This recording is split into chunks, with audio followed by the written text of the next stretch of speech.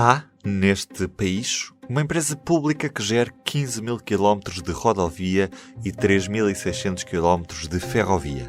O gestor de infraestruturas é um gigante, mas um gigante com pés de barro. Um gigante que não consegue fazer concluir as obras a tempo e que debita promessas ao ritmo das apresentações nos PowerPoints. Um gigante que se apressa a justificar o que parece injustificável, mas que tem dificuldades em corrigir falhas apresentadas após acidentes que acontecem na rede ferroviária. Um gigante que ignora o discurso político favorável ao comboio porque, palavras fora, Coimbra vai ficar sem estação central, o Voga vai ficar com uma modernização low cost e a Beira Alta vai continuar até sabe-se lá quando à espera do comboio na paragem do autocarro. No Douro, já não há Reabram Porra que valha em Barca d'Alva e a oeste, a espera tornou-se tão longa que a população já nem se lembra que por ali existe comboio. No meio de tudo isto existe um ministro que quer tirar os veículos da estrada, mas que vai limitar o aumento das portagens das autoestradas.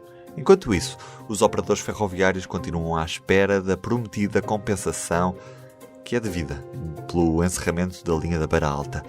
De Espanha surge a notícia que nesta sexta-feira saiu a concurso a saída sul de Vigo, que permite criar uma ligação em túnel entre Orzais, em Vigo, para a linha que depois há de vir, de Portugal. E como é que está o país que neste momento tem 0 km de alta velocidade a funcionar? Quem é que terá de dar corda aos sapatos até 2030? Portugal? Ou o país que nesta última semana levou a alta velocidade até Múrcia e soma já mais de 4.000 km operacionais? Se hoje discutimos neste podcast quem manda mais, o Ministro das Infraestruturas Pedro Nuno Santos ou a IP, sabemos que no fim, sem as obras prontas e com modernizações low cost à espreita, quem perde somos todos nós. Viva! Eu sou o Ruben Martins e hoje, como sempre, Carlos Cipriano e Diogo Ferreira Nunes. Carlos, o Ministro tem mesmo uma palavra a dizer na definição dos projetos ou a IP manda mais do que o Ministro neste momento? Não sei, mas a julgar por alguns factos que eu posso aqui enumerar, há dúvidas sobre saber-se quem é que realmente manda, não é? E neste caso, o que nós temos aqui no caso concreto do Voga, o que é que se passava aqui? Inicialmente tínhamos uma posição da IP que consistia em encerrar definitivamente o troço central da linha do Voga entre Oliveira das Meias e Cernada do Voga. E a IP, na altura, queria que ficasse apenas 2 cotos, 2 ramais, entre Espinho e Oliveira das Meias e entre Aveiro e Cernada do Voga. E, como havia o problema das oficinas, estava previsto construir penso que perto de Passos de Brandão, um PMO, umas oficinas para aquele ramo, para aquele ramal. Entretanto, quando muda o ciclo político e, portanto, há, entretanto, dois pesos pesados da ferrovia que têm algum protagonismo, que é o próprio Ministro, que é de São João da Madeira, e, na altura, o Presidente da CP, Nuno Freitas, que também é daquela zona, e a decisão que é tomada ao mais alto nível é, não senhor, vamos abrir o troço central da linha do Voga, vamos fazer aqui, naquilo que resta da via estreita em Portugal, fazer a linha total do Voga entre Espinho e Aveiro pelo interior. E, portanto, a ideia era, vamos remodelar tudo isto, vamos eletrificar, vamos pôr aqui uma linha como deve ser e aproveitá-la também, já agora, para fins turísticos, como tem sido feito com o Voguinha, não é? Mas, obviamente, que isso era acessório. A ideia, de facto, era um plano de 100 milhões de euros, como está previsto no PNI 2030, para modernizar toda a linha do Voga. E o que é que nós assistimos? Assistimos, na prática, que a IP tem um plano de intervenções no valor global de 34 milhões de euros, com desenvolvimento faseado, como é assumido, até 2025. E eu pergunto, então, e depois de 2025 até 2030, que é quando acaba o PNI 2030, vão-se gastar os outros 70 milhões de euros? É nessa altura que se vai abrir o corredor central, vamos eletrificar a linha toda. Dizer, o que é que está aqui? O que é que se passa aqui? Porque aparentemente não está alinhado aquilo que é o discurso do Ministro e aquilo que são as intenções da IP. A sensação que dá é que a IP está a fazer isto de má vontade, a ver se num próximo ciclo político as coisas mudam e acaba por vingar a sua posição. É isto que aparenta, porque é nisto e noutras coisas, como por exemplo no PNI 2030, em alguns projetos aparece lá aquela frase lapidar que é estudos de viabilidade e pertinência para saber se, por exemplo, se reabre o Pocinho Barca d'Alva, se reabre o Beja Funcheira, e portanto temos sempre aqui a IP a marcar uma posição. E não é de agora. Eu recordo que quando foi na apresentação do Plano Ferroviário Nacional, ouvimos o Ministro defender com uma grande veemência que a ferrovia pesada tem que ir ao centro das cidades. Porque não há, como já disse aqui várias vezes, nenhum meio de transporte, nem ferrovia ligeira, que consiga fazer frente ao comboio pesado.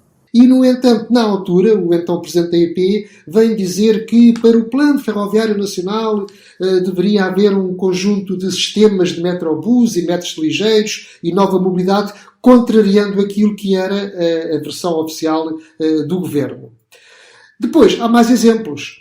Antes deste Governo atual tomar posse, foi o Vice-Presidente da IP, que na altura era uma administração em gestão corrente, que veio apresentar bastantes detalhes, uma apresentação, mais uma, do projeto de alta velocidade em Portugal. Isto a poucas semanas do atual Governo tomar posse. Bom, e depois também temos que... neste caso é um bocadinho ao contrário, ou seja, é depois daqueles acidentes graves na passagem no nível de Val de Santarém, que houve uma reincidência, um novo acidente com um caminhão pesado, que foi praticamente uma réplica de um acidente anterior, em que o GESPIAF, que é um organismo tutelado pelo Ministério das Infraestruturas, veio dizer claramente, de forma bastante comprovada, que isto poderia ter sido mitigado se a IP tivesse levado em conta um conjunto de recomendações que não foram levadas em conta.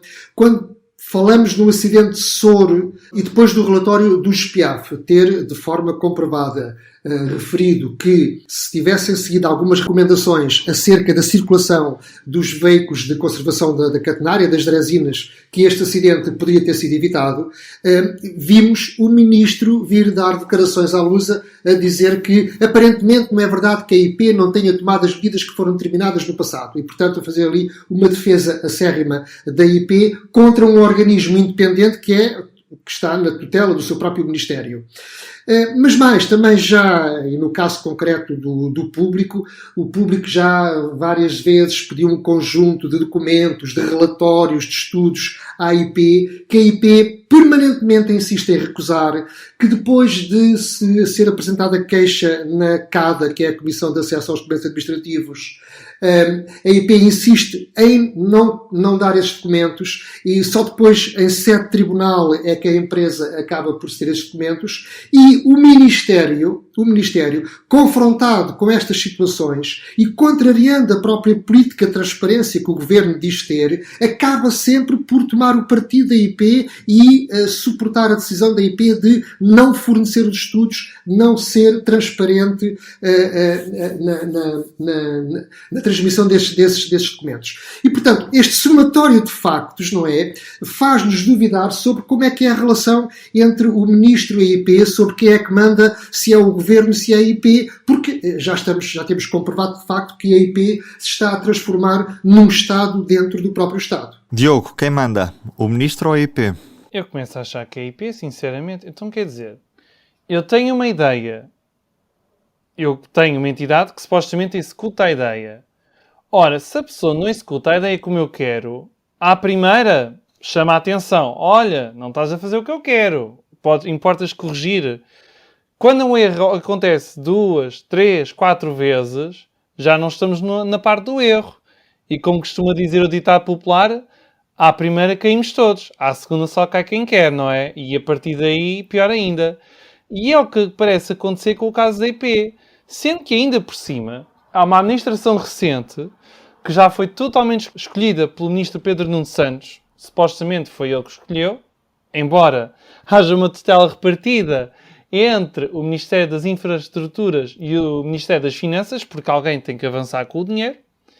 E o que parece é que pede-se uma coisa, pede-se alhos, saem bugalhos. Pede-se cebolas, saem, sei lá, alcachofras, uma coisa qualquer. Ou seja, a bota não bate com a perdigota, as coisas não batem certo. E isto não faz absolutamente sentido nenhum. Isto em qualquer empresa, seja pública ou privada, alguém já teria sido chamado ao gabinete e dizer: olha, voltas a fazer isto, vais embora. E aqui não é o que parece que acontece. Não só as pessoas continuam, como até parece que são reforçadas e ganham cada vez mais protagonismo. Portanto, a questão aqui é: há uma inversão dos poderes? O que manda é o mandado? As questões começam a ficar demasiado à vista. E mesmo não é preciso ser um grande especialista para começar a perceber que há demasiados sinais, é demasiado óbvio que algo não está certo e que algo tem que mudar rapidamente. Porque senão estamos a gastar o dinheiro, estamos a receber fundos europeus e a sensação que dá é que estamos a desperdiçar os fundos. E depois não vamos receber este dinheiro para sempre, não é? Há de haver uma altura em que se vai esgotar o dinheiro. E depois não podemos contar eternamente com o orçamento do Estado, porque ainda por cima há uma grande prioridade em reduzir a dívida, não é?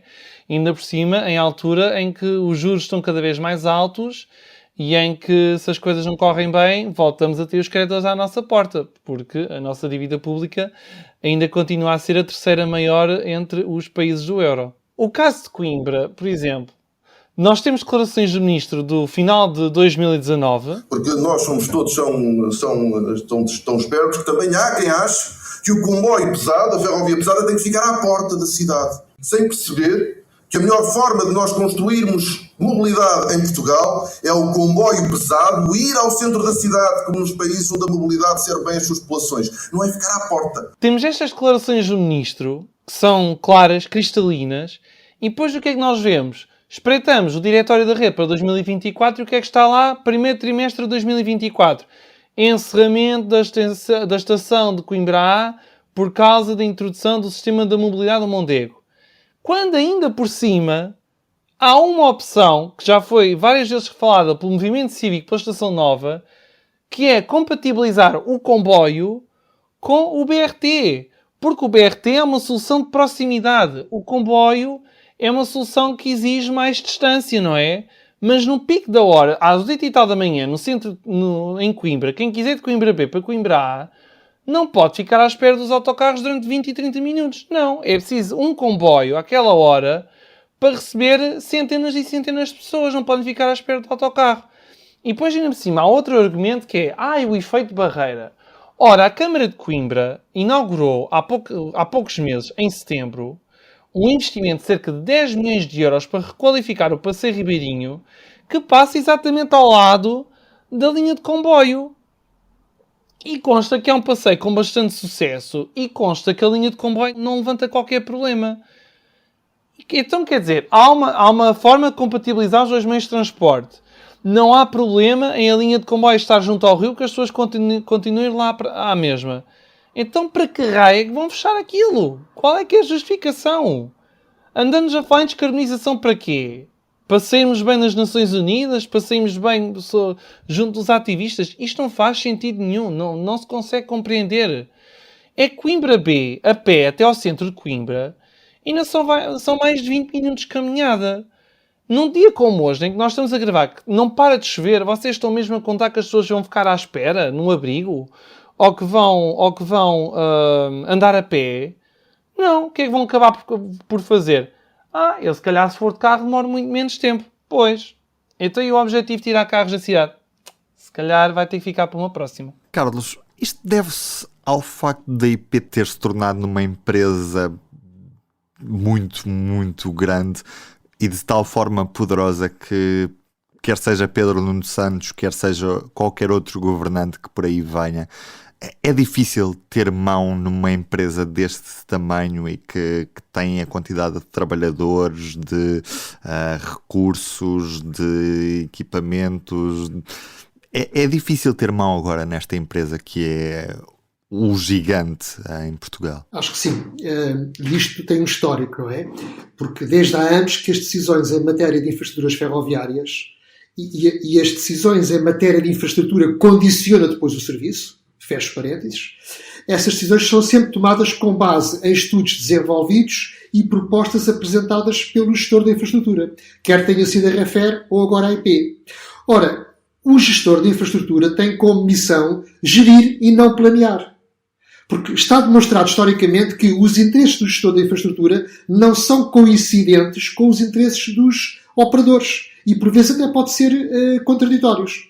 Portanto, é o que eu tenho dito várias vezes. Portugal necessita de uma entidade para fazer o planeamento e tomar as decisões sobre a infraestrutura ferroviária. E haver então uma IP ou uma REFER que depois as execute e não centralizar tudo numa só entidade que passa a decidir tudo. Ora, do ponto de vista institucional, compete ao Instituto da Mobilidade e dos Transportes, que é o IMT, é que compete assessorar e aconselhar o Estado em matéria de planeamento ferroviário. No entanto, a gente sabe que o IMT não tem os meios para isso. E quem, na verdade, desempenha essa função é a IP.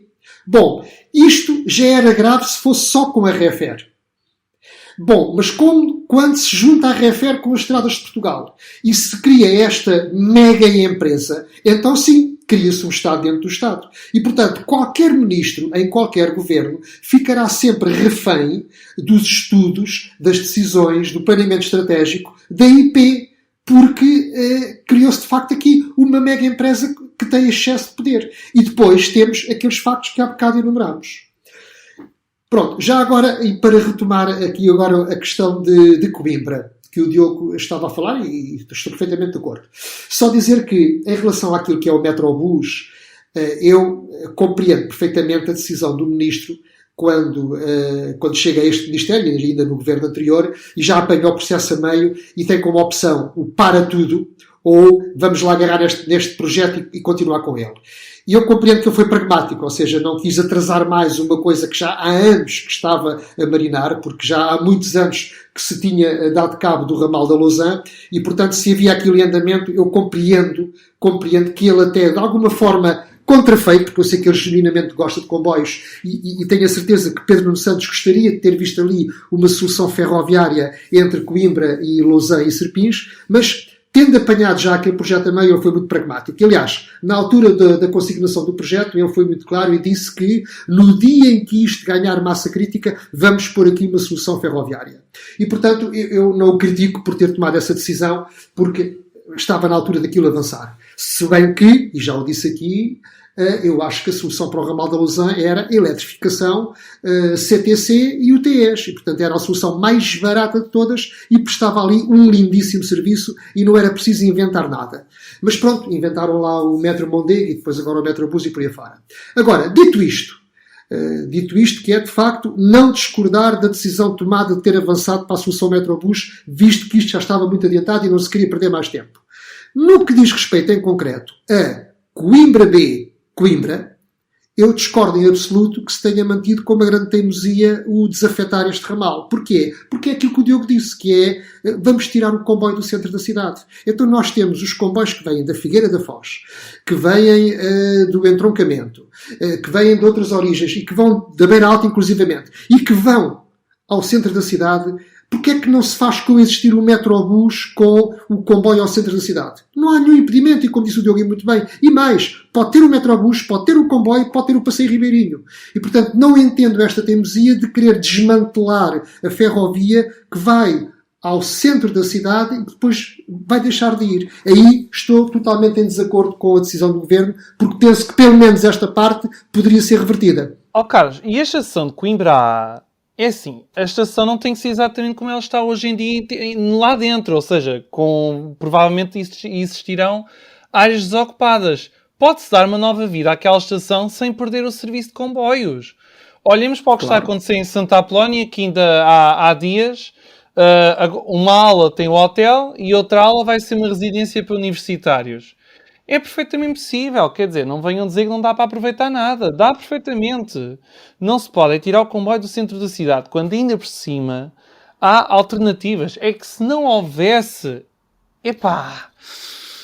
ainda dava algum desconto. Agora, havendo alternativa, há uma avenida que é a Avenida de Fernando Magalhães. tem mais de 35 metros de largura. Cabe lá tudo e mais alguma coisa. Não há desculpas, quer dizer, não pode ser. Isto não faz sentido nenhum e a população de Coimbra tem de se mexer rapidamente. A população de Coimbra tem 1 ano para evitar que o comboio deixe parar no centro da cidade, porque senão nunca mais lá volta. Isso é certinho. E tens razão, Diogo, e depois acontece o seguinte: estas coisas, quando não são muito bem justificadas nem fundamentadas, dão aso a que se pense que o que está ali por detrás são interesses para projetos imobiliários naquele corredor. Não estou a afirmar que o seja, mas quando estas coisas não são devidamente fundamentadas nem explicadas à população, então permite-se todo o tipo de especulações. E uma delas, muito plausível, é essa. Há interesses imobiliários ali naquele corredor entre Coimbra B e Coimbra A. Foi, aliás, o que aconteceu em Cuenca e que justificou o encerramento da linha convencional entre Aranjuez e o Utiel, passando por Cuenca. Mas olha, Ruben, já que temos estado a falar sobre a questão de quem manda e quem é que é o mandado, importa salientar que este ministro está no governo desde fevereiro de 2019. Já o Ferrovia 2020 andava atrasado e não era pouco. Já havia obras a acabar lá para 2022, algumas em 2023. Ora, quase 4 anos depois de ter chegado ao cargo, então não é que as obras ainda estão mais atrasadas? E que já há obras com 6 anos de atraso! 6 anos! Imaginem o que era nós entregarmos um trabalho com 6 anos de atraso. O que é que já nos teria acontecido? E há exemplos claros. O Ferrovia 2020 parece que, como temos dito, não é Ferrovia 2020, não é Ferrovia 2021, não é Ferrovia 2022, 23, 24 e já vai por aí fora. Isto tem implicações naquilo que é não só a atribuição de fundos europeus, porque os programas são reagendados e recalculados para o programa comunitário de apoio seguinte, portanto estamos a reprogramá-los para o fundo seguinte, tirando dinheiro ao fundo seguinte que depois vai ter de ser aplicado em projetos dos fundos passados e que podia ser aplicados em novos projetos. Essa é a primeira consequência.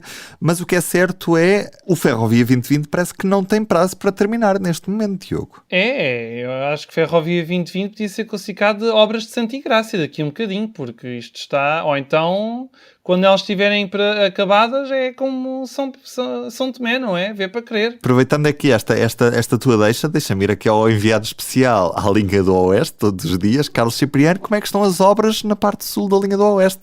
Já retomaram? Entretanto, estavam prometidas a retomar em novembro, já estamos a quase no final de dezembro. Já há obras entre Torres Vedras e Melessas? Resposta, não. Foram prometidas para o início de setembro, depois foram prometidas para o início de novembro, depois foram prometidas para o início de dezembro, mas a verdade é que ainda não foram retomadas. Nestes dias, uma comissão do Utentes da Linha do Oeste foi inclusive ao Ministério das Infraestruturas, em Lisboa, entregar um documento, pelo que sei foi inclusive recebido por alguém do Ministério, mas isto, neste momento, não há qualquer prazo. Não, desta vez não tiveram qualquer explicação, limitaram-se a recebê-los e não deram qualquer explicação sobre o que está a acontecer. Sendo que o diretório da rede diz apenas último trimestre de 2023, mas quer dizer, estamos a 1 ano do final do próximo ano. Portanto, a margem para isto realmente ficar pronto é cada vez mais escassa. Não, o que não há dúvidas é que, por este andar, quer dizer, o Ferrovia 2020 já está a entrar pelo PNI 2030 adentro, não é? E o PNI 2030 vai acabar por ser uma espécie de PNI 2040. Agora, eu sei que neste momento quer dizer, a conjuntura internacional também mudou, não é? Nós sabemos que a pandemia trouxe consequências, nomeadamente na questão das cadeias logísticas que foram interrompidas, a guerra na Ucrânia provocou a inflação, há uma tremenda falta de mão de obra, os empreiteiros não conseguem contratar pessoal e, portanto, tudo isto está a ter um impacto destrutivo, digamos assim, no Ferrovia 2020. Não quer dizer que a IP se tenha portado muito bem desde o início, quer dizer, o Ferrovia 2020 é muito anterior à pandemia e à guerra na Ucrânia. Aliás, quando isto aconteceu, supostamente já deveria estar terminado o Ferrovia 2020, não é? Porque todos os projetos deveriam ter acabado em 2020. Portanto, a IP tem as suas responsabilidades nisto. Mas a verdade é que, neste momento, a conjuntura é particularmente grave, porque os consórcios que apresentaram propostas, a quem foram consignadas obras, estão a defrontar-se neste momento com o aumento brutal dos custos, não conseguem contratar pessoal, a inflação é aquilo que nós sabemos, e eu receio muito pelo mau andamento, pelo bom ou mau andamento do Ferrovia 2020, tem vindo a andar mal, mas penso que vai ter tendência para piorar. E, portanto, esta revolução que nós estávamos a contar nas infraestruturas ferroviárias em Portugal, pelos vistos não se vai concretizar ou vai continuar muito lentamente, e espero que se tirem algumas ilações dos erros do Ferrovia 2020 para que isto não aconteça no PNI 2030. Aliás, nós já aqui propusemos uma auditoria ao Ferrovia 2020, não é? E não se trata de castigar ninguém, nem de rolar cabeças, trata-se apenas de apurar o que é que correu mal para evitar esses erros no PNI 2030. Mas, aparentemente, a própria tutela, o próprio governo, parece que diz que está tudo bem porque o ministro prefere olhar para o copo meio cheio em vez do copo meio vazio. Agora, o que se passa é que cada vez mais já não é um copo meio cheio e meio vazio. Quer dizer, não vale a pena insistir que as obras estão a decorrer, que mais tarde ou mais cedo vão ser acabadas, que durante décadas não se investiu na ferrovia, mas agora estamos a investir. Quer dizer, não vale a pena insistir nesse discurso, porque aquilo que nós estamos a assistir é uma coisa muito grave. É os projetos a morrerem na praia. É as coisas a não se conseguirem fazer porque os atrasos são brutais e não há controle sobre o Ferrovia 2020. Pois, basta pensar, por exemplo, na renovação entre Ovar e Espinho, que era para decorrer entre o final de 2017 e o terceiro trimestre de 2019, já vai as obras só começam no final de 2023, no próximo ano, e só vão terminar no final de 2025. Ora, vejam lá bem. E o Marco Régua é outro exemplo. Porque na linha do Douro, uma linha que não tem propriamente falta de procura, nem pouco nem mais ou menos. Porque na linha do Douro, no Marco Régua, como é que isto já está? Ou seja, as obras eram para ter decorrido no segundo trimestre de 2018 e para terem acabado no final de 2019, e as obras só vão começar no início de 2024 e acabar também no final de 2025. E na linha de Cascais, cuja consignação também foi há poucas semanas, não é? As obras só vão ficar prontas no final de 2024. 3 anos de atraso. 3 anos numa linha em que os comboios vão chegar aos 70 anos. Aliás, eu acho que mais um bocado a migração da atenção era no centenário da eletrificação da linha de Cascais, com um bocado de azar, não é? Quer dizer... Pelo menos há esta boa notícia que finalmente vão mudar a tensão da energia elétrica na linha de Cascais, ficando a infraestrutura apta a receber comboios com 25 mil volts e, portanto, deixar de termos ali uma ilha no sistema ferroviário nacional e passar a integrar essa linha na rede ferroviária. Porque depois será muito mais fácil gerir a frota dos comboios, uma vez que aqueles comboios que estão ali podem circular também nas outras linhas e pode-se prestar reforço com comboios que venham de fora da linha de Cascais. Agora, é só isto deixar de ser uma ilha, é só meia verdade, porque de facto falta depois o desnivelamento de Alcântara para que aí sim se possa integrar realmente a linha de Cascais na rede ferroviária nacional. Mas pronto, por algum lado há que começar, e eu acho que já foi muito bom termos começado por mudar a atenção. Mas olha que é preciso que depois os comboios da restante rede caibam em Cascais também. Lembras-te daquele famoso teste que ficou pela parede, não é? Sim, mas eu espero que a IP tenha tirado algumas ilações daí e que essas questões agora estejam salvaguardadas e que não aconteça como aconteceu há uns anos em França, em que os novos comboios não cabiam nas estações.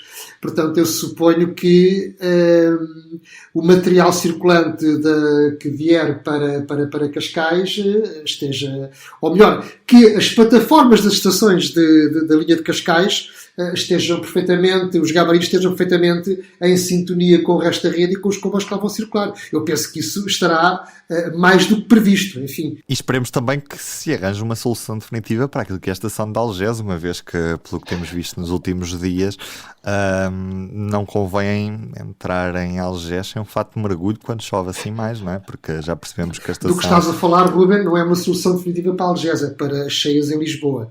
Sim, mas para Algés, essencialmente, a estação percebemos que sofre muito quando chove mais, tem ali sérios problemas aquela zona e, pelos vistos, há muita dificuldade em encontrar ali uma solução, uma vez que a entrada da estação implica o atravessamento subterrâneo de uma estrada nacional que liga Lisboa a Cascais e a estrada marginal.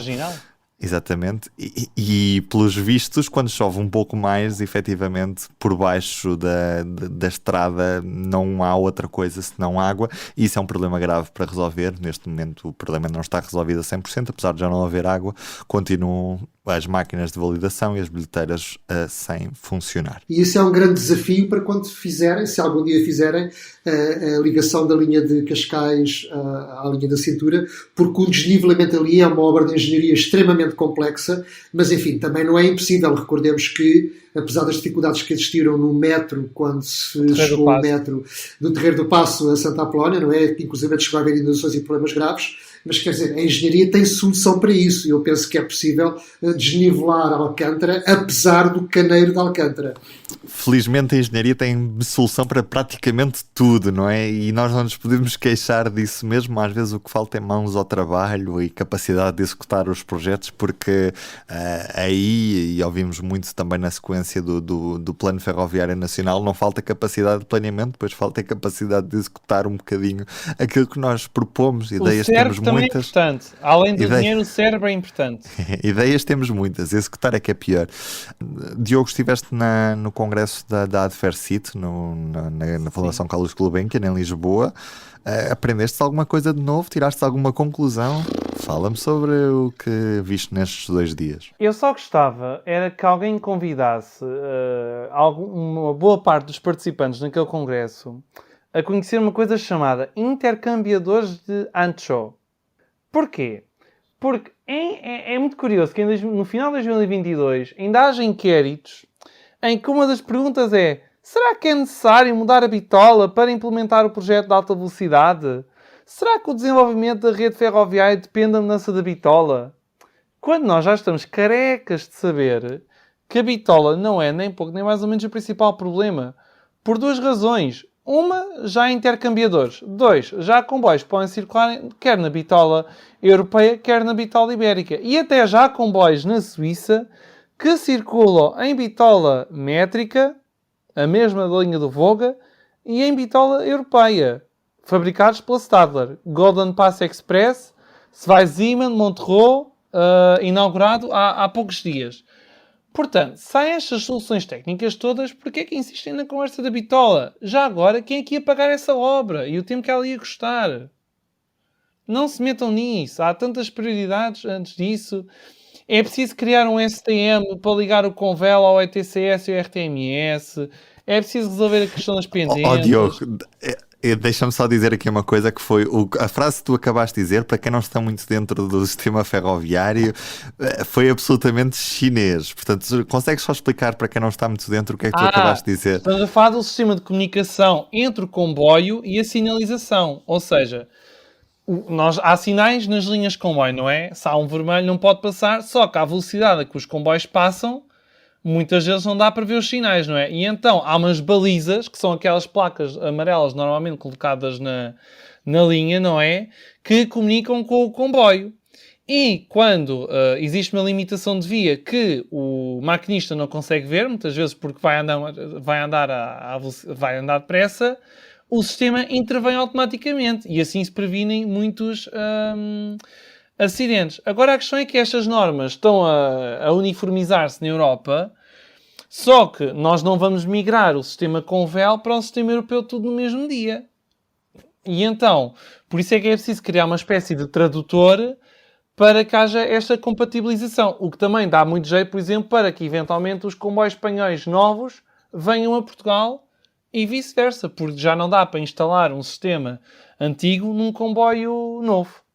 E isto quando estamos a poucos meses de provavelmente finalizar uma linha até à fronteira com Espanha. Um ano pelo menos, Ruben. Sim, poucos não meses. Não contes com inaugurações para o ano. Não peças isso ao Pai Natal, que isso não vai acontecer. Não estou a dizer 2023, mas já são poucos meses, não é? Isto não são problemas que demoram tempo a resolver. Estamos a literalmente 1 ano e pouco, não é? Portanto, a poucos meses de termos essa inauguração. Os espanhóis, pelos vistos, têm interesse em entrar em Portugal.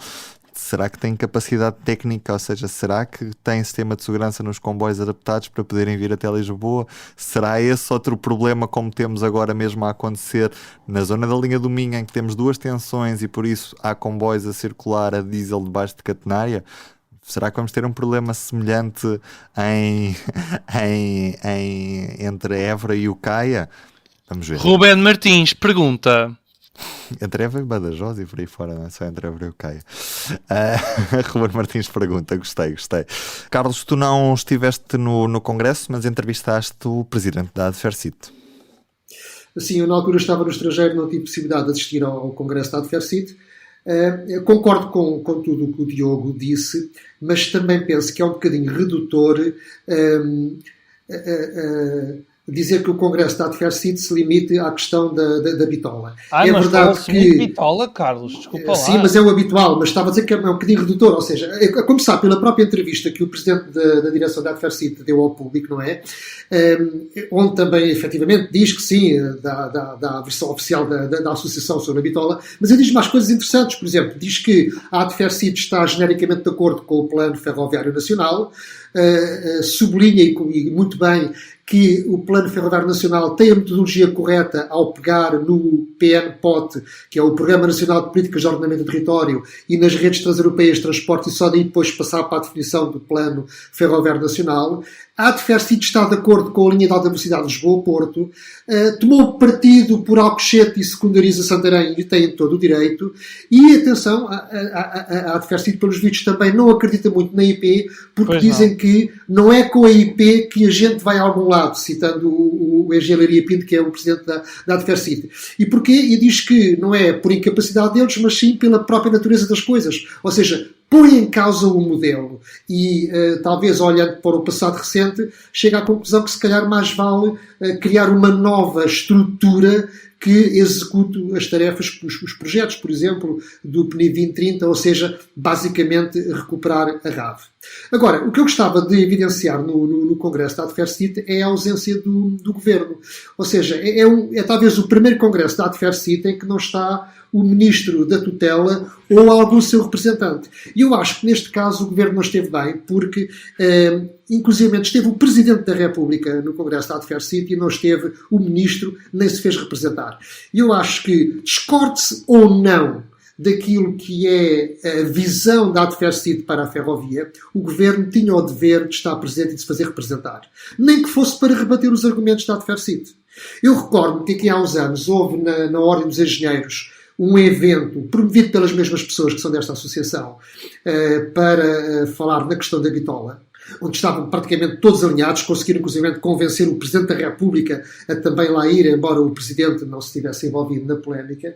E eu lembro que na altura o Vice-Presidente da IP, o Engenheiro Carlos Fernandes, com uma grande coragem e num ambiente bastante hostil, teve uma intervenção excelente onde rebateu ponto por ponto todas as questões relacionadas com a bitola e teve uma intervenção extremamente boa num ambiente bastante hostil. Agora, o que é que faltou ali? Faltou que alguém do Governo estivesse ali para validar essa intervenção, porque era dever do Governo fazer-se representar numa associação que conta com cerca de 600 ou 700 quadros ligados à ferrovia, que são pessoas que pensam, concorde-se ou não com elas. A Adfercit tem 34 anos, merece respeito, e, portanto, eu não posso concordar com a opção que foi deixá-los a falar sozinhos. Até porque o Ministro das Infraestruturas, por vezes até comunica com os cidadãos, respondendo-lhes nas redes sociais, e, portanto, tinha o dever de estar ali presente. Por outro lado, também devo dizer o seguinte, eu gostaria muito que esta associação, que tem feito um trabalho interessante nos últimos 34 anos, alguma vez tivesse uma segunda lista para candidatar-se aos órgãos sociais. Seria interessante que acontecesse, que houvesse divergência, que houvesse votação, que houvesse duas listas, que houvesse debate, porque quem não discorda, quem não concorda, deve chegar-se à frente, formar uma lista e ir a votos, porque é assim que as coisas devem funcionar em democracia. Carlos Cipriano, estás a querer lançar uma vaga de fundo? Não, eu só disse que não adianta ignorar e quando não se concorda, chega-se à frente e vai-se a votos e apresenta-se uma lista. Olha que a única representação do Governo naquele Congresso foi da parte do Frederico Francisco. No primeiro painel sobre o Plano Ferroviário Nacional, foi uma intervenção gravada, uma pequena conversa com o José António Barros, em que foi perguntado claramente pela questão da bitola, rebateu o argumento, e depois também foi questionado pela questão do hidrogénio, em que falou que o hidrogénio em Portugal seria uma solução limitada, não é? Até porque isto, em países como a Alemanha, está a levantar alguns problemas sobre se vale mesmo a pena apostar no hidrogénio em vez de se apostar ou na eletrificação ou em comboios a baterias. Diogo, eis aqui mais um excelente exemplo em como pode ser contraditória a decisão do gestor de infraestrutura em relação aos operadores. Porquê? Imaginemos uma situação qualquer, não vou pôr um caso concreto, uma situação em abstrato, em que determinada linha a opção coloca-se entre eletrificá-la ou optar pelo hidrogénio. Ao não eletrificar, o gestor de infraestrutura poupa dinheiro, não tem esse investimento. E cabe ao operador ter mais encargos com a solução de hidrogénio. Se, em contrapartida, se optar por eletrificar, redunda num investimento muito maior para o gestor de infraestrutura, mas o operador de material, com o material circulante tem um investimento muito mais baixo. E, portanto, este é um caso concreto em como não são coincidentes e são até contraditórios os interesses do gestor de infraestrutura e do operador. Para fecharmos, vamos ao comboio do Natal. Isto porque a CP não quis deixar de assinalar mais uma vez esta data. O ano passado tinha em exposição, quer na estação do Rossio, quer na estação de São Bento, comboios decorados de forma alusiva a esta época, com luzes de Natal e tudo mais. E este ano tiveram a brilhante ideia, vão mesmo usar o apelido brilhante, não devia adjetivar, mas foi muito, muito bem pensado, de fazer uma circulação especial, aliás, várias circulações especiais entre São Bento e Hermesinde. Não se trata propriamente de um percurso maravilhosamente bonito, nem hiper extraordinário, nem nada que se compare às paisagens do Douro, mas na realidade conseguem, por um preço muito acessível, chegar a uma camada da população que tendencialmente não iria andar no comboio histórico do Douro por ser demasiado caro. Com 10 euros conseguem andar em todos os comboios da rede de urbanos do Porto e usar o comboio histórico numa viagem até Hermesinde, onde está a maior árvore de Natal do país. Acho que a única coisa que podemos lamentar é mesmo o facto de muitos destes eventos relacionados com comboios históricos estarem situados a norte do Voga. O Alentejo, o Algarve, não estou a puxar isto para Lisboa, estou mesmo a puxar isto lá para baixo. O Alentejo e o Algarve estão muito, infelizmente têm sofrido com muitas perturbações, muitas avarias, muitos atrasos e acho que isto seria uma boa maneira... E mesmo a Beira Baixa também não tem... mesmo a Beira Baixa também, exatamente. E acho que isto seria uma boa maneira de voltar um pouco a recompensar as pessoas e a agradecer-lhes pela escolha do comboio. E acho que é sempre bom vermos as pessoas enamoradas pela ferrovia. Eu ia só comentar que na linha do leste também tem sido um pouco esquecida, mas tendo em conta que a Kamala de 1955 também já se pode considerar um comboio histórico, não é? É verdade. Só falta as luzes de Natal. Temos de meter lá umas luzes de Natal e olha, funcionava. Já é verdinho, só falta pôr um vermelho e fica bonito. Falta um embrulhozinho. Mas fora de brincadeiras, a linha do leste é um produto turístico extraordinário nesse aspecto, não é? Só que é a preço regional. Todas as reportagens e mais algumas, atenção. É verdade. Camaradas, Feliz Natal para quem nos ouve, obrigado por estarem desse lado. Aliás, foi um ano extraordinário, os números de... Nós não costumamos olhar assim com muita atenção para os números, mas agora há uns dias, a propósito daquelas estatísticas que o Spotify nos apresenta em relação às audiências do último ano, vimos que foi um ano extraordinário, que continuam aí desse lado, isso é muito bom. Obrigado a quem nos está a ouvir sempre, porque nós fazemos isto para quem nos ouve também, para ter este espaço de discussão sobre a ferrovia, portanto isto só vale convosco aí desse lado. Muito obrigado, um Feliz Natal a todos. Nós não somos assim tão mauzinhos ao vivo, não se assustem. Pronto, fica feita a promessa de quando virem o Diogo ele se vai portar um bocadinho melhor do que aqui no podcast nesse aspecto. Carlos, Diogo, um Feliz Natal para vocês, um Feliz Natal para quem nos ouve e umas excelentes entradas em 2023 cheio de viagens de comboio. Tchau, boas festas. Boas festas, sobre Carris.